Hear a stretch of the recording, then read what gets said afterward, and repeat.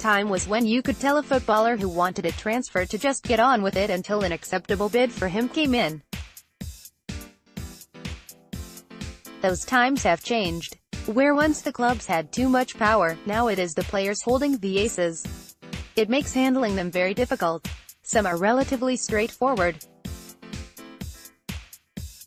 Paddy McNair wanted to progress his career outside of League One. Middlesbrough came up with £5 million, job done. After the World Cup he had Wahbi Khazri ought to be easy to move to. But the majority of the former Premier League players in the Black Cats squad will be harder to shift.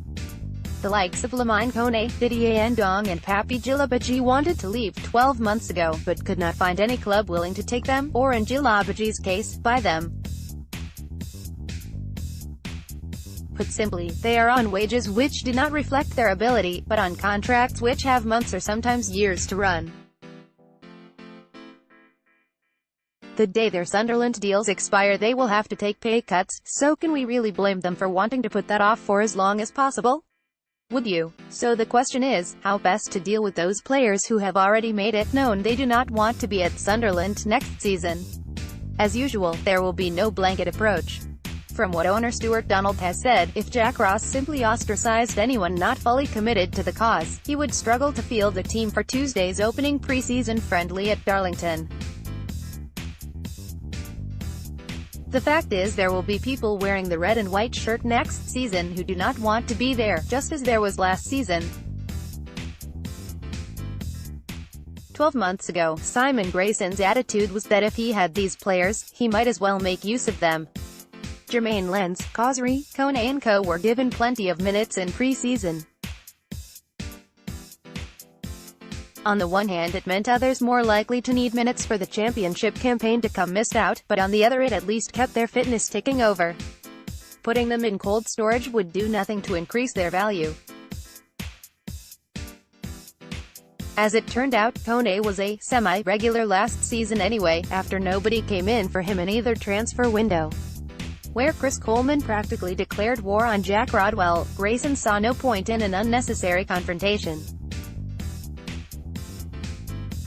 Grayson got a goal, albeit an inconsequential one, out of Rodwell, and perhaps Coleman could have eked something out of the England international which might have helped keep Sunderland in the championship. But perhaps not. Perhaps it was more important to send out a message to him and some of his half-hearted colleagues. Ross' approach has been somewhere in the middle. He told Kone to stay at home and train with the youngsters while his teammates spend 7 days working in the Portuguese sun, but has Broadley Cattermole with him despite also allegedly wanting out. Ndong and Djilabadji have forced the issue by refusing to travel. Khazri's future could be resolved by the time he returns from his post-World Cup break and hopefully Brian Oviedo's too. But what about George Honeyman, a boyhood Sunderland fan who said all the right things about wanting to get them back up once relegation was confirmed, who was lauded by Coleman as someone to build the team around, but whose agent has told Donald he too wants out? As important as gauging fitness, style of play and combinations, Ross will have to decide whether he can trust his want-to-ways to do a job if no bid is forthcoming. Is it worth, for example, squeezing a final year out of the contracts of Joel Asoro and Josh Maha, or will they go through the motions as Ndong, Rodwell and, especially pre-Christmas, Kone appeared to too often last season? Is it better to take a cheeky bid, or keep someone reluctantly? If players stay against their will, particularly those with a genuine connection having come through the academy, could they be made to change their mind by the excitement and momentum the revitalized club generates in 2018-19? Whatever Ross chooses is a gamble. If Sunderland were richer, taking a stand would be easier.